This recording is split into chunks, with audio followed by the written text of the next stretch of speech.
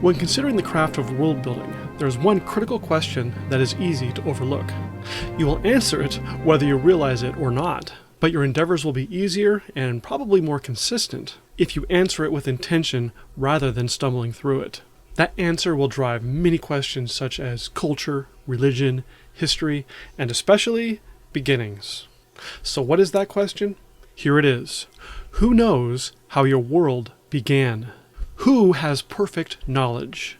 Does anyone truly understand its origins, or is creation a mystery lost to the sands of time? In this video, we will look at the possible answers and weigh the costs and benefits of each. Hi, my name is Jonathan Oldenburg. I am the author of Tears from Iron, a fantasy epic set in the world of Isfallenus. I confess that when I started world building 25 years ago, I was one of those who stumbled into the perfect knowledge question and the answer that I needed to take.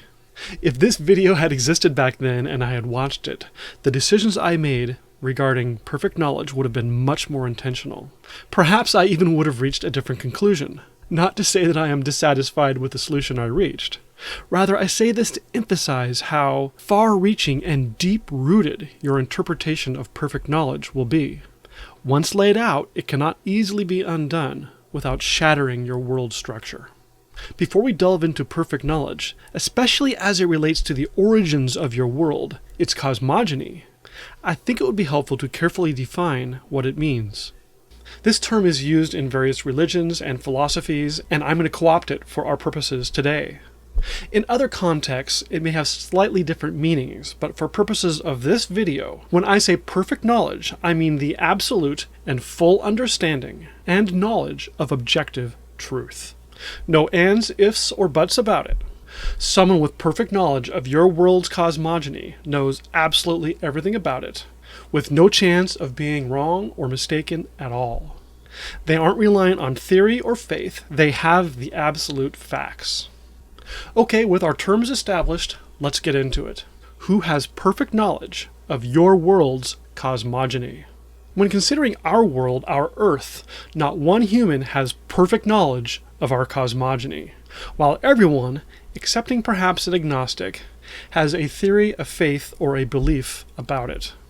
This is true even for atheists, because the absence of an intelligent designer can't be proven irrefutably.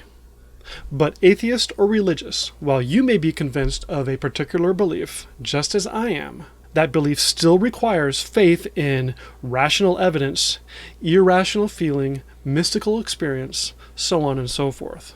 Now, I don't want to turn this into a debate about Earth's creation or religions, so please don't turn it into that. I make this point because in your world building, it is critical for you to know who has perfect knowledge, something that no human on our Earth has about our creation. I see three possible answers to this question. I'll list them all first, and then we'll explore the ramifications of each in turn. First, you have perfect knowledge, but no one living in your world does. Second, you have perfect knowledge, but some people, or all peoples, who are living in your world have at least partial perfect knowledge of their cosmogony. Third, no one has perfect knowledge. Not you, and not anyone living in your world. Okay, so option one. You have perfect knowledge, but no one living in your world does. This may be the easiest methodology for several reasons. First, since you are the world builder, the creator, if you will, it makes sense that you would have perfect knowledge of what you create. In this, you sort of mimic the role of the creator.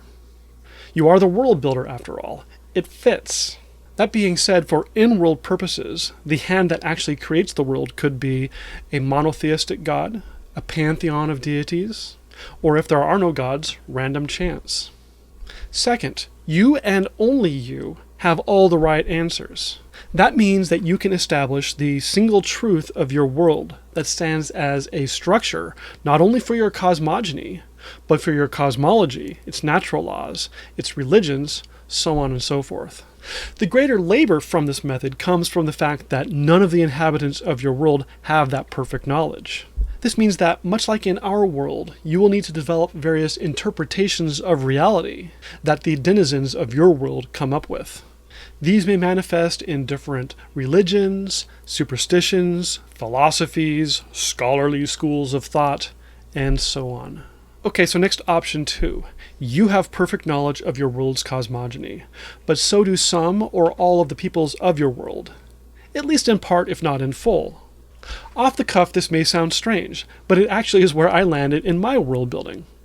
Okay, so let's talk about it. The challenges it presents, how it might be possible, and also when it must be possible. That final one is rather key. Okay, so the first half of option 1 is that you have perfect knowledge of your world's cosmogony.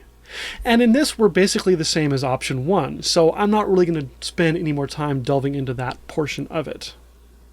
The key difference is the knowledge of the inhabitants of your world. How can it be that some people know and some people don't know the origins of your universe? After all, wouldn't those who do know illuminate those who don't? And wouldn't those who don't know turn to those who do for clarification? Trying to explain this gets a little bit complex, so let's use an example. Let's say that in your world you have two groups of people. One group has perfect knowledge, called the Sophoi, and another group does not, called the Muggles. So first, why don't those who know share? Why wouldn't the Sophoi share their knowledge with the Muggles? A simple answer here is that knowledge is power. Those who have the knowledge have the power, and by sharing that knowledge, they dilute their power by giving more power to others as well. While you may come up with more justifications than that, I think the truth of knowledge and power has sufficient evidence in our world's history that it can stand on its own. Second, why wouldn't those who don't know seek out those who do for the answer? Why might the Muggles choose not to seek out the Sophoi to learn the truth? Or to put this another way, should the Sophoi choose to share their perfect knowledge, with evangelism providing a fine motive, why would the Muggles not believe them? The answer here is a little more complex and comes in two parts. First, the Muggles may not know that the Sophoi have perfect knowledge. After all, if the Muggles don't have perfect knowledge, then they also would not have the perfect knowledge that the Sophoi have perfect knowledge. Second, even if the Muggles acknowledge that the Sophoi do have perfect knowledge, that doesn't mean that whatever the Sophoi tell them is truth. Perfect knowledge does not equal perfect honesty. Suspicion about hidden agendas might spark skepticism, not to mention any sort of turbulent history between the two peoples. This leads us to another question, one that may have popped into your head before I distracted you with who shares what with whom. And that is, how do the Sophoi have that perfect knowledge to begin with? While there are many possible answers to this question, the most common one in fantasy is probably that the Sophoi are either an unaging or an immortal species. This is the circumstance in my world of Isfallenus. One of the races is called the Istari. They're pretty heavily inspired by the elves, so if you think about elves, you'll be getting a close enough picture to who they are. The Istari are an unaging race, with a lifespan of about 2,000 years, though it could potentially stretch to 10,000 or more. The world itself was only shaped 8,000 years before the events of Tears from Iron. In other words, only 4 average lifespans of an Istari have passed since time itself began. And there are still a handful who were created in the beginning that are still alive. Thus, the Istari have perfect knowledge about creation, or at least about those elements of creation that happened after they were shaped, since the creation of Isfallenus was not instantaneous. But there is some nuance here. While the Istari have perfect knowledge about some aspects of creation, from those of their kind who lived it, that knowledge isn't perfect because it goes through a filter of observational bias, among other things. They were observers of that creation and not the creators, so they still have to interpret what they witnessed. Thus, even among a people with such a deep knowledge of the dawn of time, there are still opportunities for disputes, factions, and schisms that arise around certain religious and philosophical questions. Remember my comment in the introduction about being locked into the decisions you make? This is the one that I became fixed to. Had I contemplated the ramifications of a young world earlier on in the process, I may have provided for greater age to Isfallenus. As I said, I am pleased with the outcome I came up with. and it provided the opportunity for me to develop many interesting solutions to the challenges it presents, while I embrace all of the rest. But it has resulted in implications I didn't fully consider until I was much further on in the creative process. In summary, this option allows for an interesting mix of knowledge and ignorance, with the potential to add conflict and confusion in a way that cannot happen in our world. And speaking of ramifications, if you choose to have a long-lived people in a world with a fairly short history, like I did, you are effectively forcing that people to have perfect knowledge, or at least something close to it. So proceed with caution. Okay, so the third option is that no one has perfect knowledge, not you and not any of the inhabitants of your world. This may be the toughest to work with because even though you are the world's creator, you are denying yourself perfect knowledge of its cosmogony. While on the surface, this may appear similar to the first option, where you have perfect knowledge, but none of the inhabitants of your world do. It actually has one huge challenge.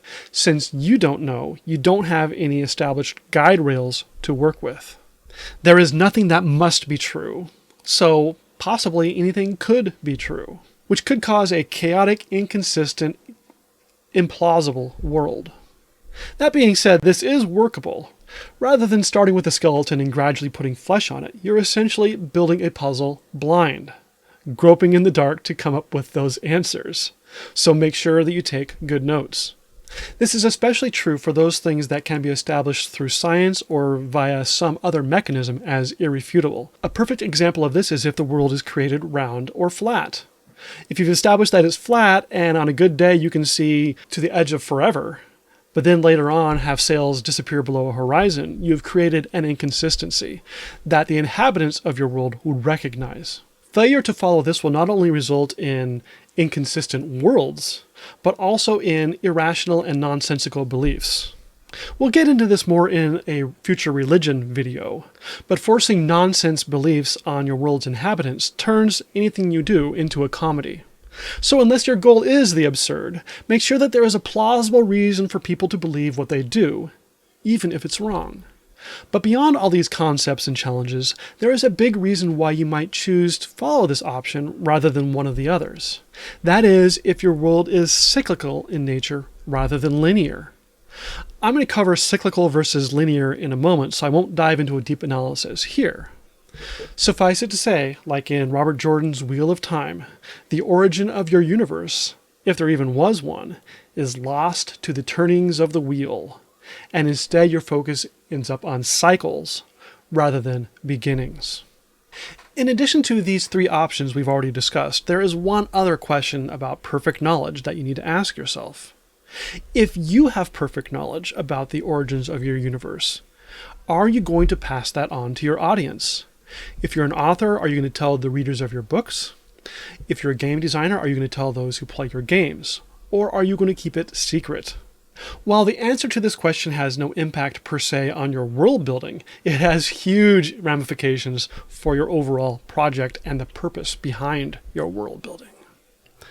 And so we have reached the end of this deep and challenging question that you'll need to consider. This is but the first stage of figuring out your world's origins, its cosmogony, not to mention its history, religions, cultures, and so on. Indeed, concerning perfect knowledge and cosmogony, I'd originally planned on releasing a single video covering both topics, but I realized it was getting rather long, and so I decided to split it into two parts. I will post that second video here in a couple weeks, where we will take a deeper dive into the nature of cosmogony.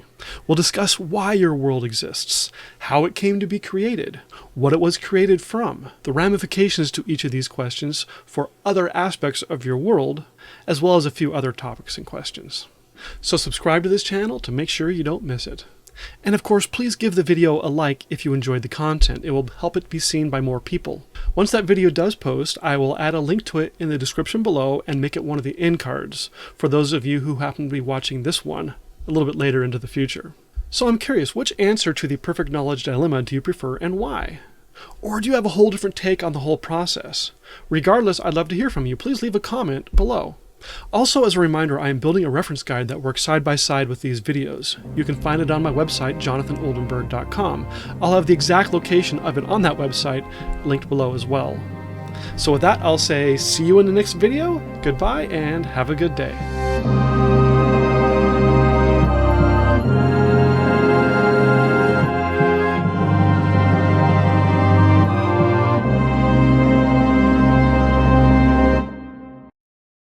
This means that, much like in our world, you will need to develop various interpretations of reality that the denizens of your world come up with.